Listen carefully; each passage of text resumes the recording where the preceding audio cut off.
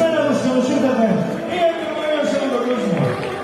Θέλω ένα πολύ δυνατό χειροκρότημα για τον Γρηγόρη τον Μαρκέλη και τη Μαρία του Σωτηροπούλου που ανοίξαν αυτό το μαγαζί. Και έτσι βάζουμε ένα λιθαράκι στη νύχτα της Θεσσαλονίκης. Θέλω και ένα πολύ δυνατό χειροκρότημα στην ορχήστρα μας, παρακαλώ. Φωνή και πλήκτραξ του Βαλάς και Μελιζέ. Ο Ορφέας της Ποντιακής Λύρας, Γιώργος Ακατσίδης, στα κρουστά μας Κωνσταντίνος Τρασόδας. Δεν πάμε να συζητήσουμε κι εμείς λίγο και μετά θα κάνουμε κόσμο μια πολύ ωραία γραμμή, με πολύ και χορό. Για πάμε μαζί μας.